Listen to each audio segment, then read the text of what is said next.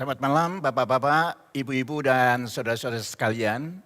Malam hari ini kita akan kembali mengikuti pendalaman Alkitab.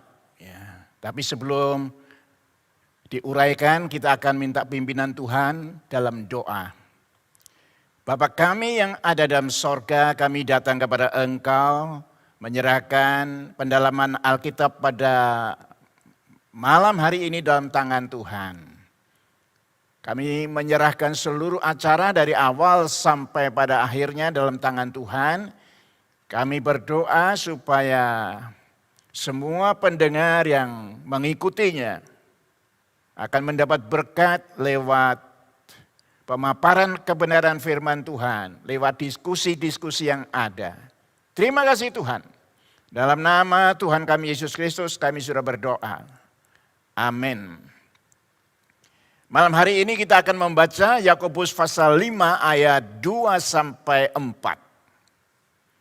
Kekayaanmu sudah busuk dan pakaianmu telah dimakan ngengat.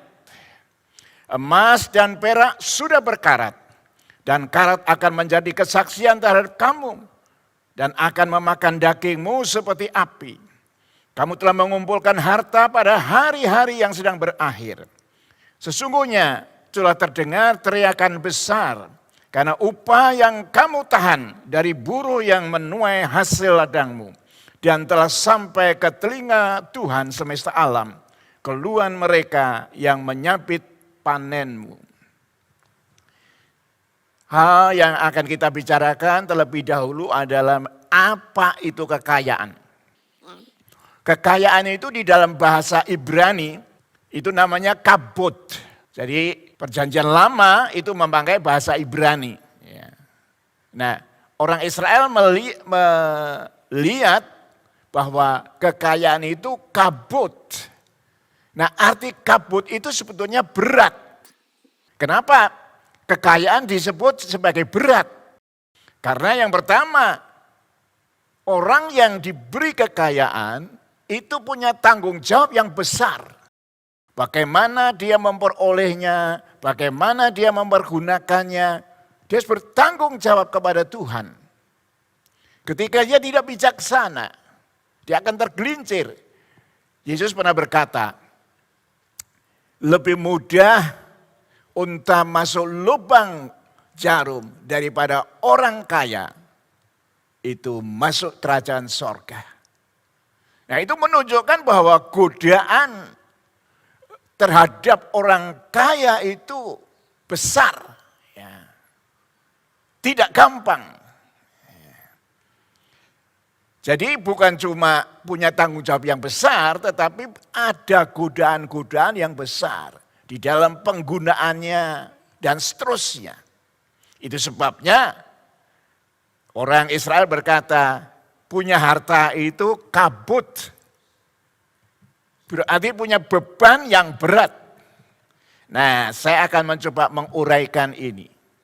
Kenapa itu disebut berat? Ya. Yang pertama, karena bisa saja terjadi orang percaya lebih mencintai harta daripada mencintai Tuhan. Salah satu godaan daripada harta adalah dia itu mengikat, membuat orang terus-menerus fokus kepada harta itu. Salah satu bahaya adalah lalu mengabaikan Tuhan, mengabaikan waktu-waktu penting dalam kehidupan spiritual, hanya demi harta. Itu sebabnya Yesus mengingatkan kita orang percaya bahwa mereka harus memilih apakah mereka memilih Tuhan atau mamon. Mamon itu ada harta. Di dalam Matius pasal 6 ayat 24 di sana dikatakan tidak seorang pun dapat mengabdi kepada dua tuan. Jika demikian ia akan membenci yang seorang dan mengasihi yang lain. Ia akan setia pada yang seorang dan tidak mengindahkan yang lain. Kamu tidak dapat mengabdi kepada Allah dan kepada Mammon. Jadi Yesus memperhadapkan orang percaya pada dua pilihan. Mau mencintai Tuhan atau mencintai mamon, harta. Tadi dalam ayat 24 dikatakan, kalau sudah mengasihi yang satu, tidak mungkin mengasihi yang lain. Jadi kalau sudah mengasihi mamon, sulit untuk dimengerti, dia bisa mengasihi Tuhan. Jadi di sini kita melihat Allah diperhadapkan secara diametral dengan harta. Mana yang kamu utamakan? Mana yang kamu pilih? Sebetulnya, saya harus kasih landasan dulu. Menjadi kaya itu tidak salah, itu positif. Tetapi ketika kekayaan itu menjerat kita hingga kekayaan itu menjadi tuan atas hidup kita. Lalu kita mengabaikan hal-hal yang spiritual. Kita tidak ada waktu untuk Tuhan. Di situ letak kesalahan daripada harta. Jadi yang tepat adalah kita menjadi tuan atas harta. Artinya kita tidak diatur oleh harta, tetapi kita yang mengatur harta itu. Kita gunakan untuk apa dan seterusnya. Itu sebabnya orang percaya tidak salah mencari harta.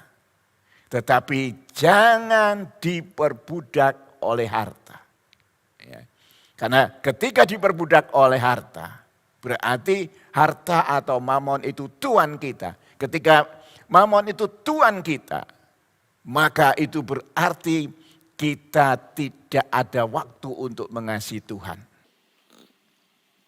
Saya bisa mungkin kasih sebuah gambaran. Ya. Ini kisah nyata pada zaman dulu. Di zaman kerajaan Persia, ada seorang raja yang namanya Raja Cyrus. Satu ketika dia memberi kepada seorang bangsawan yang bernama Artabazus. Memberi sekantong emas di hadapan para menteri. Kemudian tentu Artabazus sangat senang mendapat penghargaan yang seperti itu dari seorang raja. Lalu tidak lama kemudian Raja Cyrus itu mendekati seorang yang menjadi sahabatnya yang namanya Krisantas. Krisantas itu penasehat, orang yang setia, yang mendampingi kemana saja raja pergi. Kepada Krisantas tidak ada emas, tidak ada pemberian apa-apa. Raja hanya memeluk Krisantas, lalu mencium Krisantas.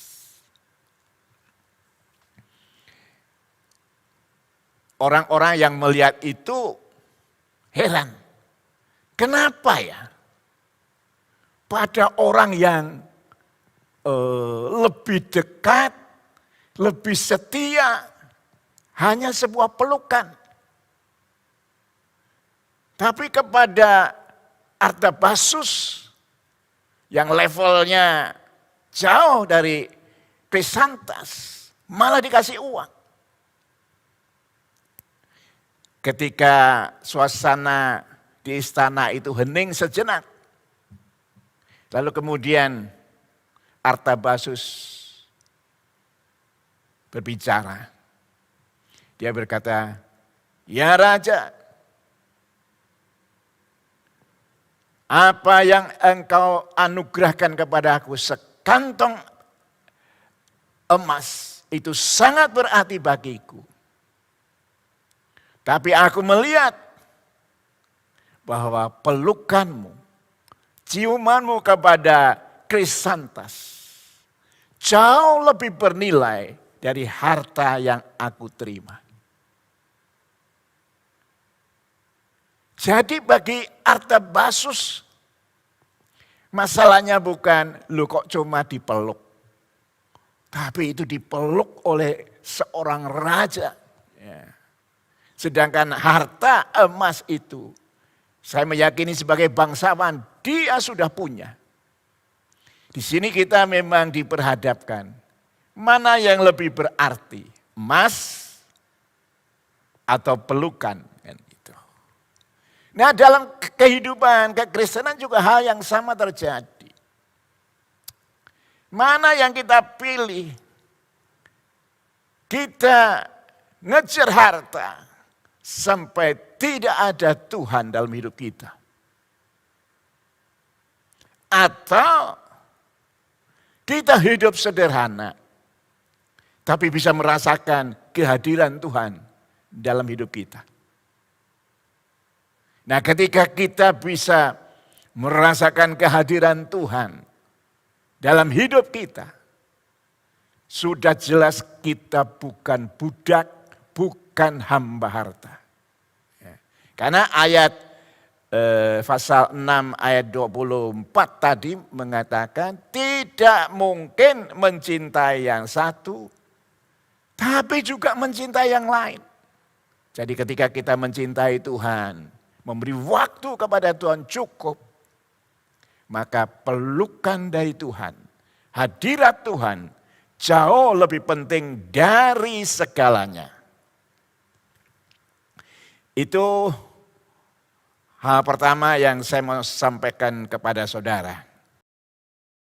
Oke, Pak Gun, arti daripada harta itu tadi kan kabot ya. Ya. Kabot yang artinya berat. Ya.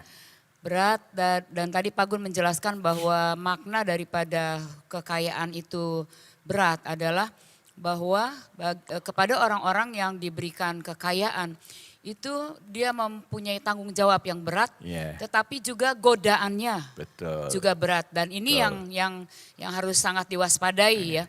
Bukan cuma tanggung jawabnya, kalau tanggung jawabnya mungkin bisa begitu. Tetapi untuk menghadapi godaan ini yang tidak mudah ya. Dan salah satu godaan tadi adalah bahwa kita bisa lebih mencintai harta dibandingkan kita mencintai Tuhan yang memberikan harta itu ya. Dan kemudian seringkali kita tanpa sadar kita memakai ukuran bahwa harta itu kalau kita diberikan harta banyak oleh Tuhan itu berarti Tuhan mengasihi kita. Dan sebaliknya kalau kita sederhana, sepertinya kita bisa menyimpulkan bahwa Tuhan tidak mengasihi kita atau kurang mengasihi kita. Jadi ukurannya adalah harta kita itu dilimpahi banyak atau tidak oleh Tuhan, begitu. Saya pikir ini adalah pemahaman yang salah ya. Dan kemudian Pak Gun juga menjelaskan tadi bahwa berdasarkan Matius 6 ayat 24 bahwa orang-orang bisa tidak bisa mengabdi kepada dua tuan, kepada Tuhan atau kepada Mamon. Jadi harus salah satu. Salah satu sebenarnya bukan berarti lebih membenci yang lain, bukan ya. Tetapi artinya adalah kita fokusnya kepada apa begitu ya. Kemudian prioritasnya juga kepada apa. Dan kemudian kita memposisikan itu sebagai nomor berapa di dalam kehidupan kita. Mungkin itu ya Pak Gun ya. Jadi bukan kita kemudian benci uang kan, saya pikir tidak mungkin ya. Kita butuh uang. Ya, karena setiap orang membutuhkan uang. Kita pengertiannya bukan kita mengasihi Tuhan sampai kemudian kita benci banget sama uang kan, nggak seperti itu ya. Tapi pengertiannya adalah kita memposisikan, kita memprioritaskan dan kita fokus kepada Tuhan lebih daripada kepada pekerjaan dan uang atau tidak begitu ya. Kemudian Pak Gunawan pertanyaannya adalah tanda-tanda apa yang mengindikasikan bahwa kita ya itu sudah lebih fokus kepada harta daripada kepada Tuhan. Ya, jadi saya melihat atau saya menyimpulkan bahwa soal fokus ya itu yang menentukan apakah kita lebih cinta Tuhan atau kita lebih cinta pada harta. Nah dalam satu hari kan ada 24 jam. Selama 24 jam ketika kita tidak tidur, kita tidak sedang bekerja, ada waktu mungkin sekitar 8 jam. Waktu itu kita pakai untuk apa? Memikirkan Tuhan, memikirkan harta atau apa. Jadi ketika waktu-waktu yang ada kita terlalu banyak mikirkan bagaimana harta saya bisa makin bertambah, lalu kurang waktu untuk Tuhan. Itu indikasi bahwa kita mulai diperbudak oleh harta. Nah itu sebabnya kita harus belajar untuk mengatur fokus kita. Bekerja tetap penting karena itu untuk mencari nafkah dan memberi kehidupan nafkah kepada keluarga. Tetapi jangan sampai kita terikat oleh harta lalu fokus ke sana. Pak Gun, bagaimana kondisinya dengan sekarang kan banyak orang yang mengeluh bahwa persaingan itu sangat ketat dan sangat sulit ya, sehingga orang mau tidak mau memberikan artinya banyak pikiran dan tenaga untuk pekerjaannya supaya jangan sampai kemudian pekerjaannya itu hilang dari dia. Nah dalam kondisi sekarang ini di mana pekerjaan itu seolah-olah menuntut orang harus bekerja lebih banyak, lebih fokus dan sebagainya, kira-kira bagaimana ya Pak Gun ya? Jadi gini, kita tidak bisa menghindari bahwa ada orang yang bekerja lebih dari waktunya. Artinya kerja di sebuah perusahaan lalu kemudian dia nyambi di perusahaan yang lain untuk supaya kehidupannya lebih mapan begitu. Saya pikir itu tidak menjadi masalah.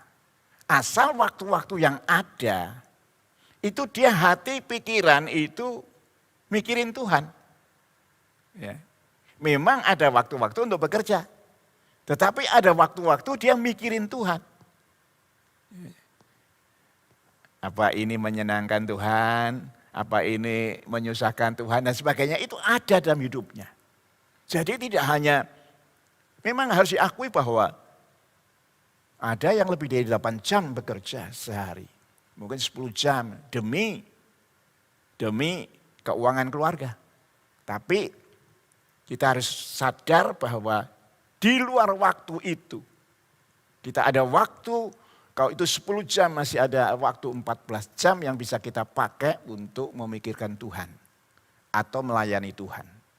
Dengan kondisi yang seperti itu. Berarti ukurannya bukan soal nominal atau jumlah daripada waktu ya. Betul. Tetapi isi daripada kehidupan kita itu ketika kita bekerja, kemudian kita hidup di dalam pekerjaan itu berdasarkan nilai-nilai daripada kekristenan kita praktekkan atau tidak, mungkin itu ya. Kemudian ketika kita mengambil sebuah keputusan, kita juga mengambil keputusannya itu sesuai dengan firman Tuhan atau tidak begitu. Jadi bukan dari soal berapa jumlah jam yang kita sisihkan, ukurannya bukan itu. Maksudnya begitu ya Pak Gun ya? Betul.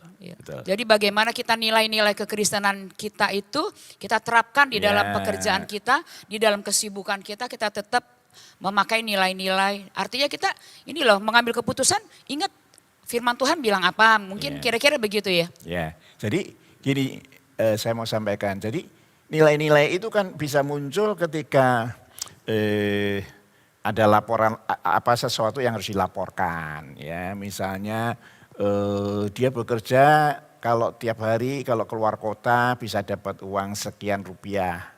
Nah dia kerja itu cuma 2 hari, tapi misalnya dilaporkan 4 hari. Nah di situ kita ngelihat ini mamon ini sudah mulai mengganggu pikirannya hingga cara berpikirnya sudah tidak lagi fokus pada kerajaan Allah. Gitu. Nah saya mau lanjutkan masih mengenai hal tadi. Ada peringatan dari Rasul Paulus kepada kita di dalam 1 Timotius 6 ayat 9 sampai 10.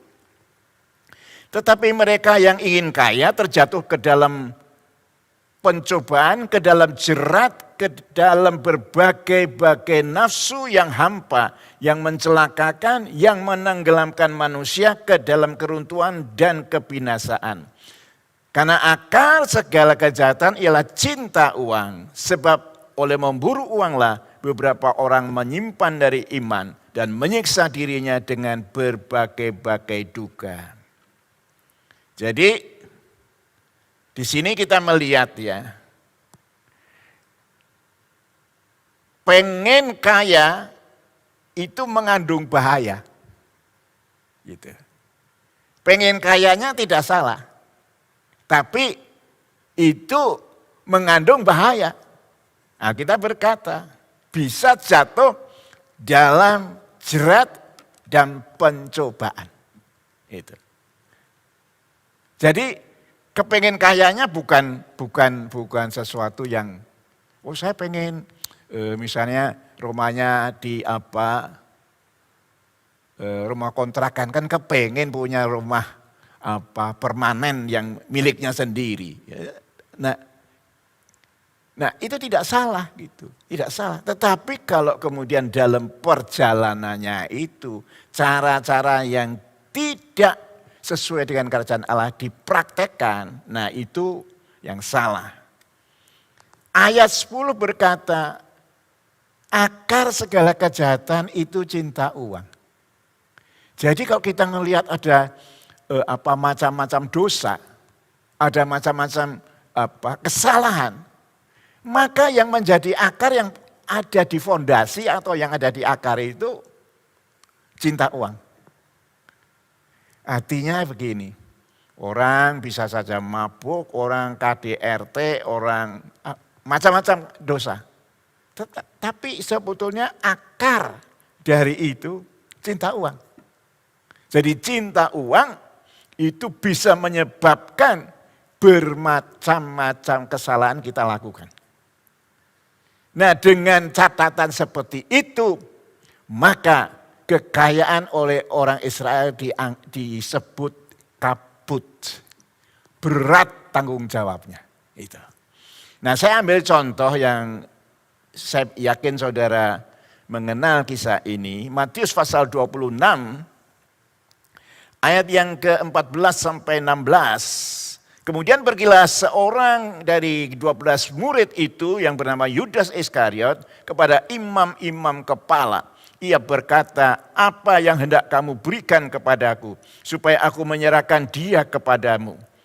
Mereka membayar 30 perak kepadanya. Dan mulai saat itu ia mencari kesempatan yang baik untuk menyerahkan Yesus. Nah ini kan ada sebuah cerita yang luar biasa. Yudas itu kan salah satu dari 12 rasul. Rasul itu posisi tertinggi waktu itu. Ya. Ada cuma rakyat, lalu rasul. Tidur bersama, pergi bersama, makan bersama. Tapi rela atau bersedia mengkhianati gurunya itu demi uang yang nanti dia bisa pakai untuk membeli tanah.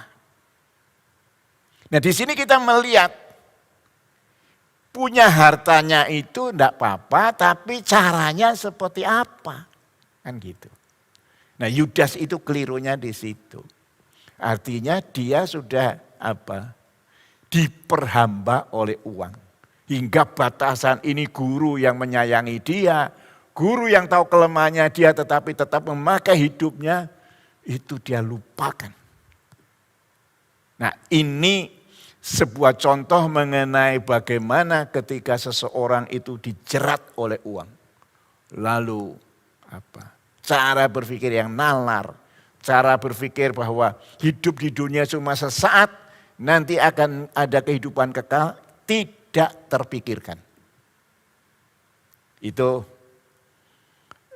pelajaran yang pertama yang saya sampaikan. Ya, Pak Gun, 1 Timotius 6 ayat yang ke-9. Tetapi mereka yang ingin kaya terjatuh ke dalam pencobaan, ke dalam jerat, dan ke dalam berbagai-bagai hawa nafsu. Ya. Jadi keinginan untuk kaya itu memang sebenarnya tidak jadi masalah ya. Tetapi warning buat kita supaya kita jangan sampai ingin kaya tetapi kemudian membuat kita jatuh ke dalam Ya, percobaan ya, ya. pencobaan kemudian ke dalam jerat. Ya. Jerat itu ya berarti sesuatu yang menjebak kita begitu ya. Betul. Karena kita pengen kaya kemudian kita terjebak sampai kemudian tadi ayat yang ke-10 menyimpang dari iman begitu Pak Gun ya. Berarti keinginan untuk kaya itu ujung-ujungnya kalau kita tidak waspada itu bisa membuat kita bisa kehilangan Tuhan. Kira-kira begitu. Betul, betul, betul. Masuk ke dalam jerat, jatuh ke dalam pencobaan, ke dalam berbagai-bagai nafsu yang hampa. Ya, jadi nafsunya bukan cuma pada uang lagi, tapi kepada kedudukan, kepada hal-hal yang lain ya. Betul. Yang pada akhirnya kemudian ayat yang ke-10 kemudian kita kehilangan iman. Ya. Kira-kira begitu. Betul. Berarti ini sangat berbahaya ya Pak Gun ya. Nah ini menjelaskan, ini kan tadi dikatakan yang ingin kaya jatuh dalam berbagai-bagai nafsu. Jadi bukan cuma uang, ya betul. Dan bisa menghancurkan, membinasakan. Nah ayat 10 kan memberi kita sebuah kalimat pendek. Akar segala kejahatan adalah cinta uang. Jadi ketika cinta uang terjadi, lalu ada yang muncul itu berbagai-bagai dosa. Itu. Jadi, akarnya dimulai dari harta. Harta. Harta tapi bisa jatuh kepada seks, bisa jatuh kepada kedudukan, bisa jatuh dalam soal iman ya. Karena mungkin nanti ketika karena dia begitu terikat dengan harta, kemudian untuk mencapainya, kemudian dia bisa tidak berharap kepada Tuhan, tetapi berharap kepada yang berlawanan dengan Tuhan, dengan kekuatan-kekuatan jahat. Betul. Kira-kira begitu ya. Betul, ya. Jadi ini memang kepengen mapan tidak salah. Tapi harus ada ada kalimat hati-hati. Gitu. Khususnya yang mau dengan cara cepat. Itu. Kaya dengan cara cepat, mapan dengan cara yang mudah. Nah itu. Tapi kok itu melewati proses yang pada umumnya, saya kira tidak menjadi masalah. Itu ya. Bapak Abraham, Ishak, Yakub diberkati, Ayub diberkati. Jadi tidak masalah kalau mereka itu mapan itu tidak salah. Cuma bisa tergelincir. Tokoh-tokoh yang barusan saya sebutkan itu adalah orang yang bisa menjaga tidak tergelincir. Gitu. Hartanya bertambah, mereka pengen lebih mapan, tapi tidak tergelincir. Gitu. Oleh kemungkinan mengenai bahayanya mamon itu. Pak Gun, apakah bisa dikatakan seperti ini? Tadi kan akarnya itu adalah cinta uang. Dan kemudian tadi Pak Gun menjelaskan bahwa untuk mendapatkan kekayaan itu nggak jadi masalah ya. Tetapi mau cepat, kemudian tidak mau kerja keras begitu. Berarti bisakah disebutkan ini bahwa pengen cepat dan kemudian tanpa kerja keras ini menjadi warning buat kita bahwa kita sedang terjerat oleh akar kejahatan itu, cinta uang itu. Ya, jadi yang pertama tadi kan dikatakan pengen cepat. Lalu yang kedua, lalu bersedia menghalalkan segala cara. Nah itu.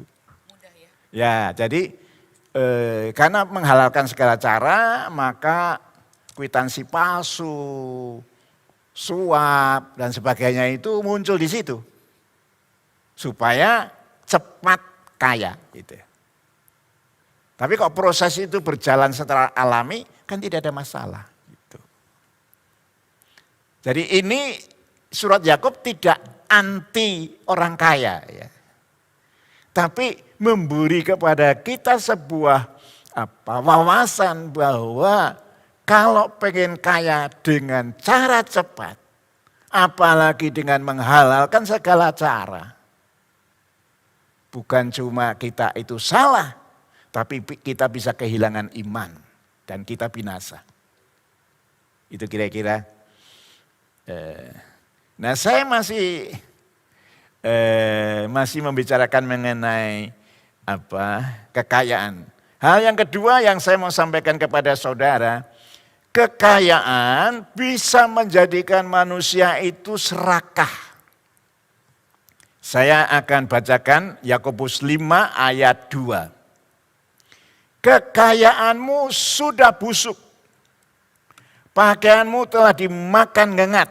Nah, saya mau fokus pada kata busuk. Kekayaanmu itu busuk. Busuk itu dalam bahasa Yunani disebut dengan sepen. Sepen. Nah, dalam mitologi Yunani itu ada sejenis ular yang ketika menggigit manusia, itu bukan manusianya mati, tetapi itu menyebabkan manusia itu selalu haus, pengen minum. Ya. Jadi sepen itu adalah gigitan ular yang menyebabkan manusia haus terus menerus. Nah, surat Yakobus menghubungkan sepen ini, haus terus menerus ini dengan kekayaan. Salah satu bahaya kekayaan adalah kita akhirnya menjadi serakah. Tidak ada kata cukup. Tambah lagi tambah lagi Tidak ada kata cukup. Jadi serakah itu kan apa ya? Menjadi kaya boleh, tetapi jangan serakah gitu loh. Serakah itu kan kepengen memiliki semuanya gitu. Jangan. Kita mesti tahu, ya, berkat itu Tuhan bagi-bagikan kepada banyak orang. Lalu kalau kita pun punya kelebihan, bisa kita bagikan pada orang lain, kan begitu. Ya. Jadi jangan sampai kita itu menjadi serakah. Ada mitologi Yunani. Itu kisah mengenai Raja Midas. Raja Midas itu raja yang sudah kaya. Tapi dia pengen lebih kaya. Dia ngadep dewa. Dewa kekayaan. Beri aku apa saja yang aku pegang, apa saja yang aku sentuh. Jadi emas. Hari pertama itu hari sukacita ketika dewa memberi apa yang diminta. Pintu gerbang istana pegang jadi emas. Pilar-pilar besar di istana dipegang jadi emas. Tapi ketika dia ketemu dengan anaknya, dengan putrinya, lalu dia peluk dia. Mitologi itu berkata, anaknya jadi emas. Itu yang membuat dia menyesal dengan permintaannya. Sudah kaya, kepengin lebih kaya.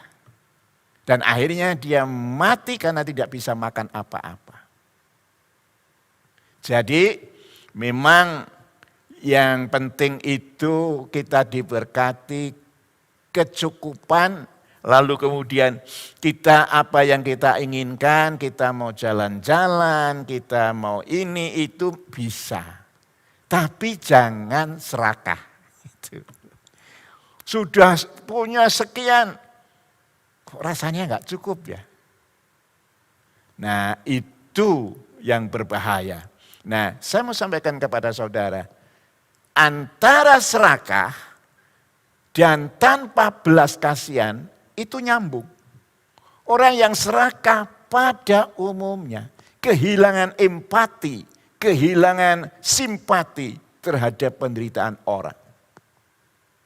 Kita tidak bisa balik kalau orang itu tidak bersimpati dan tidak empati kepada orang yang susah, itu orang serakah. Tapi orang serakah itu punya kecenderungan lalu tidak tidak punya belas kasihan kepada orang yang susah.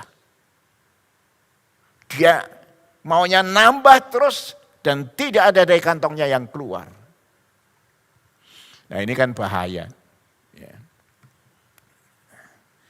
Lah, saya lanjutkan ya, ini masih berkaitan dengan itu. Dalam Yakobus 5 ayat 4 dikatakan begini, sesungguhnya telah terdengar teriakan besar karena upah yang kamu tahan dari buruh yang telah menuai hasil ladangmu. dan telah sampai ke telinga Tuhan semesta alam, keluhan mereka yang menyapit panenmu. Nah ini yang ada orang, jadi harus saya ulang dulu. Yakobus 5 membicarakan orang kaya yang jahat ya.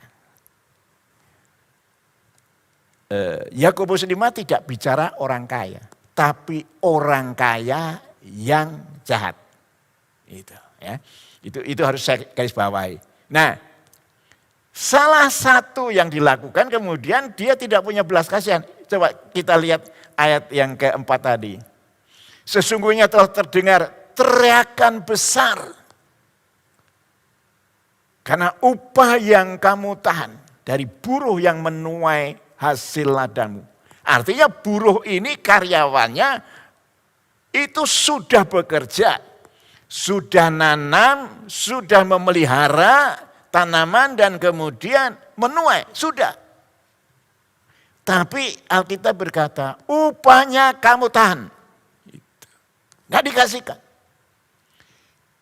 Adalah dua hal yang berbeda. Sebuah perusahaan yang mau bangkrut, yang kesulitan membayar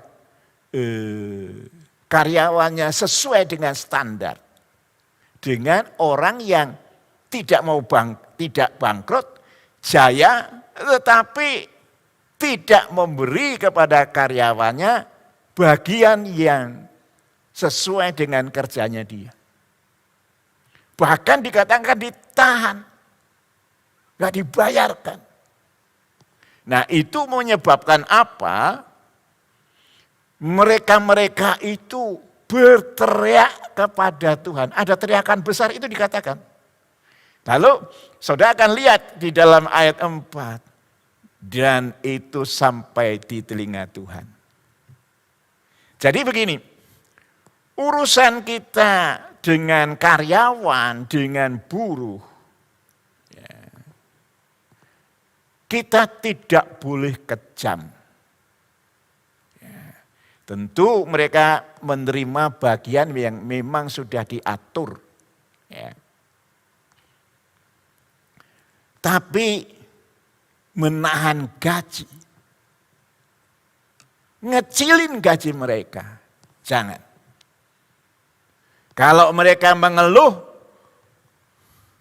bukan demo, mengeluh kepada Tuhan, nah itu yang bahaya. Ini keluhan mereka terdengar oleh Tuhan semesta alam. Itu berarti orang kaya yang jahat itu berurusan dengan Tuhan. Ini sudah bukan lagi soal dipnaker yang ngurusin, bukan. Tapi Tuhan itu mendengar keluhan orang yang diperlakukan sewenang-wenang. Jadi di sini kita ngelihat ketika kaya kemungkinan bisa jadi serakah. Kalau serakah lalu jadi kejam gitu. Jadi itu beda dengan situasi pandemi di mana semua usaha itu mengalami kelesuan hingga akhirnya dilakukan PHK. Kalau tidak dilakukan PHK, karyawannya masuk bergantian. Hari ini masuk, besok libur. Karena dana dari perusahaan tidak ada. Ya tentu itu berarti gaji yang diterima cuma separuh. Tapi memang itu karena situasi yang tidak memungkinkan. Tetapi ketika sebuah perusahaan sukses mengeksploitir sedemikian rupa, lalu menahan gaji, lalu memberi gaji yang tidak pantas. Kalau mereka mengeluh kepada Tuhan, waduh, itu yang bahaya. Itu ya. Jadi bahayanya karena didengar oleh Tuhan. Ya. Jadi, nah saya mau sampaikan kepada saudara pada bagian ini, Ya 2 contoh saja. Contoh mengenai bagaimana ada hal-hal yang kemudian kita serakah itu. Keserakahan itu membuat kita melakukan riba. Riba itu memberi kepada orang yang membutuhkan bunga yang menekan, yang akhirnya dia tidak bisa bayar dan kemudian menjual tanahnya, menjual dirinya. Itu kok di Israel begitu. Saya bacakan untuk saudara, Imamat 25 ayat 36.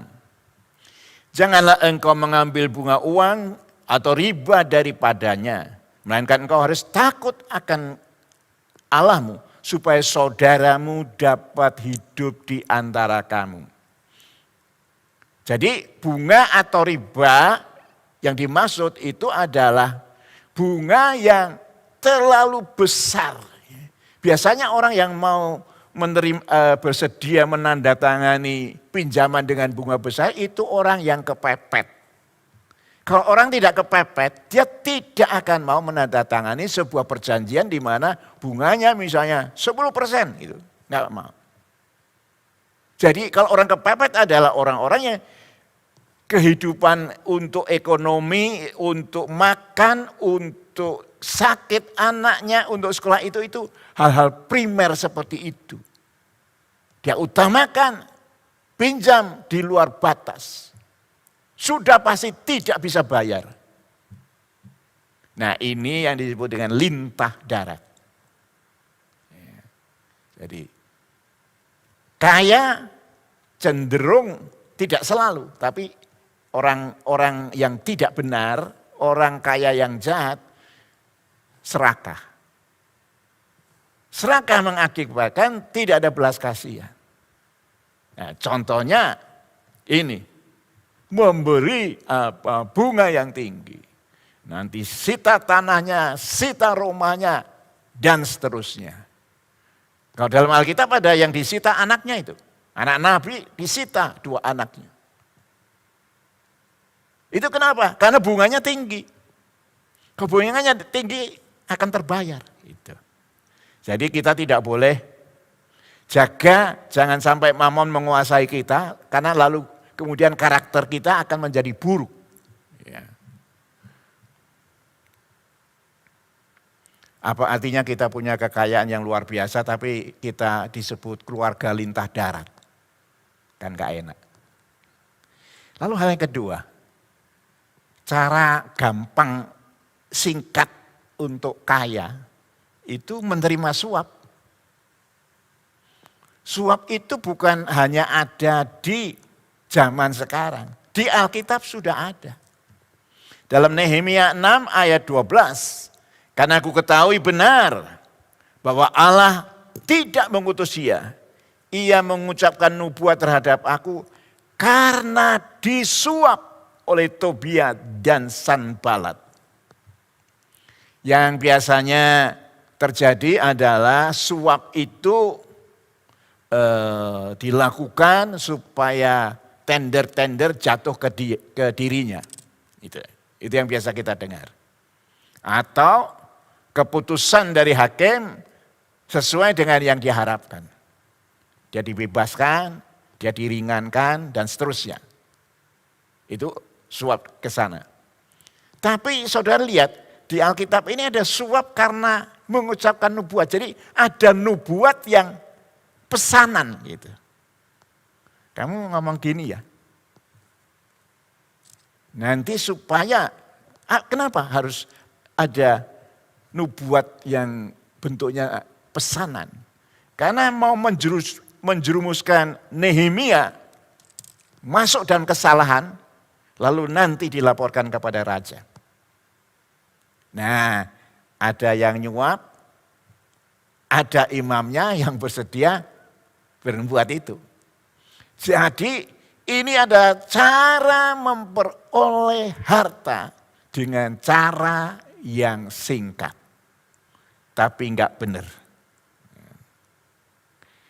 Jadi tentu contoh-contoh itu bisa banyak ya, artinya banyak contoh mengenai penyelewengan-penyelewengan yang bisa dilakukan untuk memperoleh harta secepatnya ya, dengan cara yang tidak benar. Nah, saya bacakan saja ini supaya menjadi kriteria kita sebagai orang percaya. Keluaran pasal 18 ayat 21. Di samping itu, kau carilah dari seluruh bangsa itu orang-orang yang cakap dan takut akan Allah. Orang-orang yang dapat dipercaya dan benci pengejaran suap. Tempatkan mereka di antara bangsa ini menjadi pemimpin 1.000, pemimpin 100, pemimpin 50, pemimpin 10 orang. Jadi ada peringatan. Para pemimpin-pemimpin rohani yang memegang jabatan, jangan cari kesempatan untuk terima suap. Di zaman Orde Baru ada sebuah slogan, kalau bisa dipersulit, kenapa harus dipermudah? Nah itu kalau orang dipersulit kan akhirnya terjadi suap, wis tulungi aku biar cepat gitu. Nah itu. Nah, salah satu kriteria pemimpin itu adalah tidak terima suap. Gitu. Jadi di sini kita melihat sebetulnya bukan cuma suap saja, bukan cuma bunga tinggi, ada berbagai hal lain tapi kita tidak bicarakan. Tapi ini hanya sebuah contoh. Ketika keserakahan terjadi, belas kasihan hilang. Lalu kita tega memberi gaji yang minim, menahan gaji. Dan kemudian ada hal-hal lain lagi yang bisa kita lakukan. Itu hal kedua mengenai mengenai kekayaan. Pak Gun, tadi istilah yang dipakai adalah kekayaanmu sudah busuk, itu adalah sepain. Ya. Sepain artinya kita berbicara kan mengenai godaan. Godaan daripada harta, godaan daripada kekayaan. Ya. Jadi salah satu godaannya adalah sepain. Dan firman Tuhan mengatakan kekayaanmu sudah busuk. Dan sepain itu berarti rasa haus yang terus menerus. Ya, seperti gigitan ular yang membuat orang rasanya kering, kepingin minum terus begitu ya, dan tidak pernah terpuaskan. Dan kemudian tadi juga Pak Gun menjelaskan bahwa itu berarti ada keserakahan, dan keserakahan itu membuat orang merasa tidak cukup. Ya Pak Gun ya. Jadi salah satu godaan daripada kekayaan, kalau hati kita melekat kepada harta adalah kemudian kita menjadi orang yang tidak puas dengan apa yang kita miliki. Ya. Sehingga kita pengen lebih lagi, pingin lebih lagi, sebenarnya tidak apa-apa. Tetapi kemudian ada hal-hal yang negatif yang kemudian dilakukan. Karena tidak pernah ada berhentinya untuk. Ya, karena tidak ada rasa puas itu ya. Dan dampaknya mungkin ya Pak Gun ya, kalau kita merasa nggak puas terhadap apa yang kita miliki, itu berarti kita juga akan merasa tidak bisa bersyukur kepada Tuhan ya. Kita nggak bisa bersyukur kepada Tuhan. Loh kok orang lain dapatnya segitu, loh kok orang lain punya mobil baru, loh kok orang lain rumahnya lebih bagus, lebih besar, rumahnya lebih banyak, saya kok sederhana sekali. Mungkin bisa menyebabkan orang tidak bisa bersyukur kepada Tuhan karena sepain itu, rasa haus yang terus menerus ya, yang tidak terkendali. Dan mungkin juga Pak Gun ya, bisa menyebabkan orang kemudian jadi bersungut-sungut dalam hidup mereka ya. Ngeluh terus begitu. Kan ada orang yang udah punya ngeluh lagi kepada Tuhan sehingga hidupnya sepertinya menderita. Kira-kira mungkin begitu Pak Gus penjabarannya. Iya. Jadi paling pas itu kita aplikasikan tidak bersyukur. Karena bukan dia mensyukuri apa yang, harusnya kan dia mensyukuri apa yang dia punya. Tapi dia mengangankan yang belum ada terus. Gitu. Hingga rasa syukur itu tidak mungkin ada. Kurang. Rasa tidak puas menyebabkan dia merasa Tuhan kok nggak menolong dia, Iya. Tuhan kok nggak memberkati dia. Ini kurang begitu. banyak. Ya, karena buat dia kurang banyak begitu ya.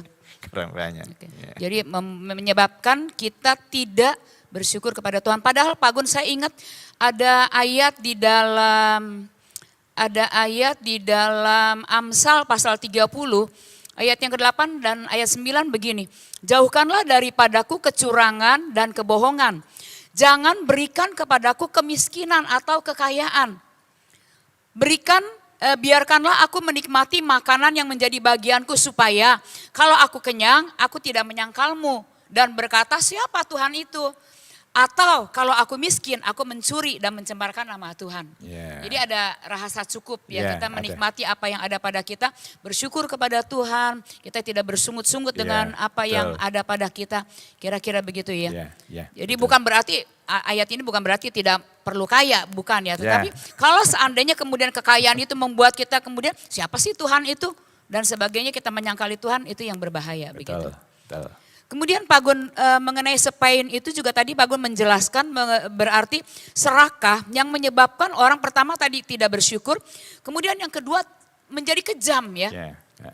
Ini berarti hilang sangat bahaya kasihan. Ya. Tidak ada belas kasihan, berarti dia bisa kejam terhadap orang lain. Dan tadi Pak Gun sudah menjelaskan ada majikan atau tuan atau bos yang kemudian karena saking dia kencengnya sama duit gitu, saking serakahnya sama uang, nggak mau rugi begitu, sehingga kemudian dia menjadi kejam, dia menjadi kehilangan belas kasihan terhadap orang lain, sehingga kemudian tadi ayat yang tadi Pak Gun menjelaskan menahan ada gaji.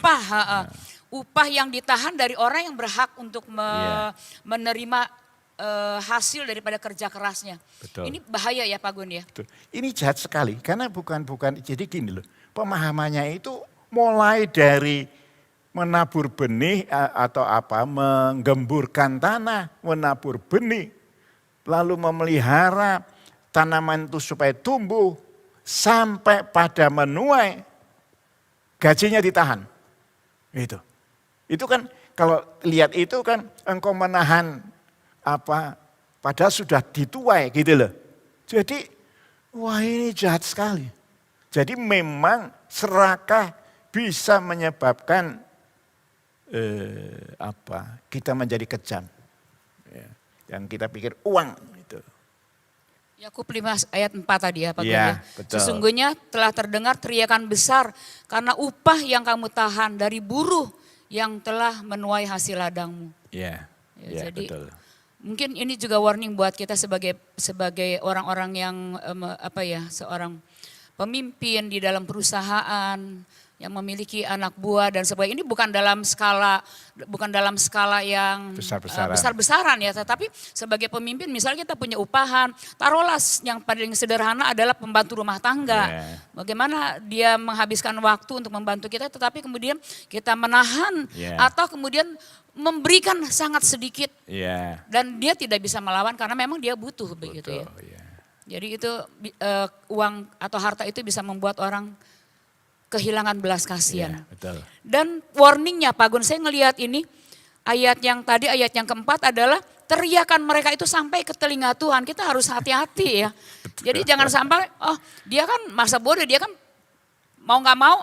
Pak Gun, saya tadi lihat di YouTube ya, di YouTube atau apa gitu mengenai seorang karyawan yang menangis, dia lagi makan siang, makan nasi, kemudian sambil nangis. Pria ini sesenggukan begitu.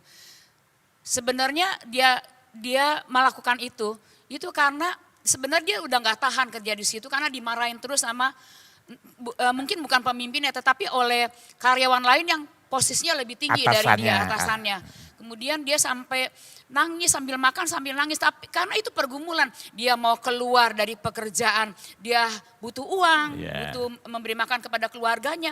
Tetapi kalau dia tidak keluar dari tempat itu, dia merasa diperlakukan tidak adil atau kurang adil, sehingga dia merasa ada pergumulan berat di dalam hati, sehingga sambil makan siang dia nangis. Mungkin kira-kira gambaran seperti itu ya Pak Gun ya. Betul. Sampai ada orang-orang yang seperti itu, dan orang seperti itu kalau dia nangis ke hadapan Tuhan, Tuhan dengar Dan kemudian kita sebagai orang yang kurang bertanggung jawab sebagai pemimpin, kita berhadapan dengan Tuhan. Kira-kira gitu ya Pak Gun. Ya. Nah, saya mau sambung apa yang dulu pernah saya sampaikan. Surat Yakobus ini kan ditulis 10 tahun sebelum Yerusalem dihancurkan. Jadi teriakan mereka ini didengar Tuhan 10 tahun kemudian. Mereka itu kemudian menjadi orang yang tidak punya apa-apa. Itu. Pak Gun, yang lebih ngeri lagi itu ya Pak Gun, tadi kan itu artinya pemimpin-pemimpin dalam kategori rakyat biasa begitu ya. Tetapi yang tadi Pak Gun beri contoh juga adalah mengenai pemimpin ya. Yeah. Bagaimana ada pemimpin rohani khususnya yang kemudian dia memberikan nubuatan palsu demi dia mendapatkan uang ya, suap ya. Yeah. Ini sangat ngeri sekali ya Pak Gun ya.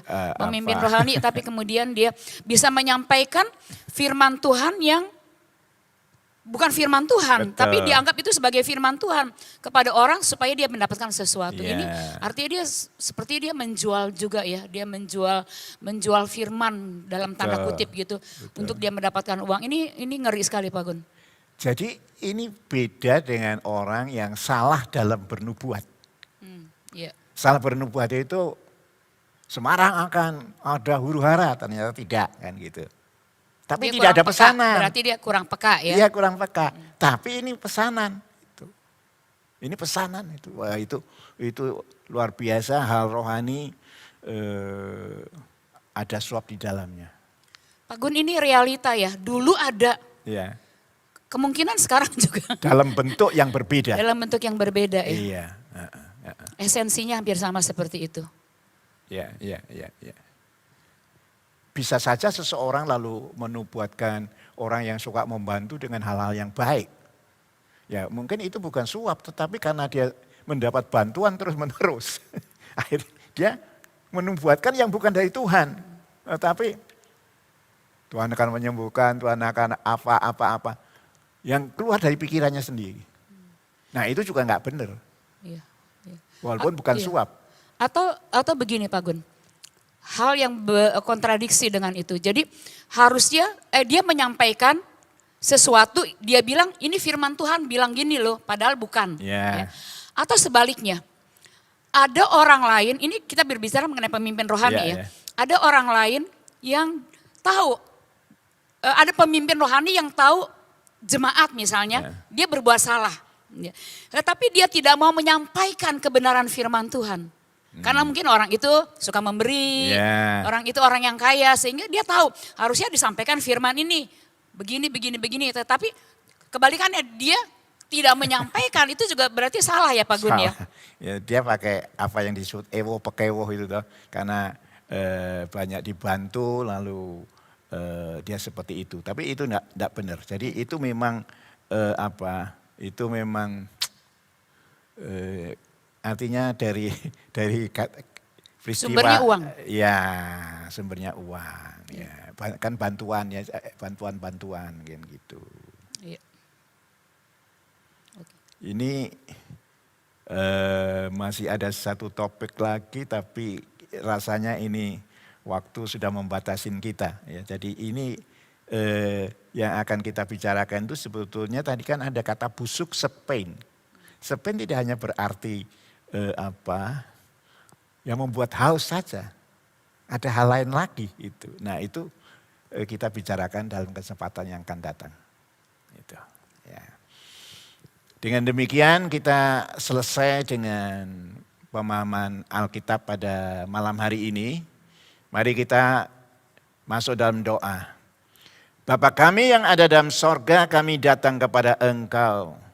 Kami menyerahkan akan kebenaran firman Tuhan yang sudah kami sampaikan. Engkau sendiri akan menolong supaya apa yang kami sampaikan tertanam dalam kehidupan seluruh pendengar yang ada.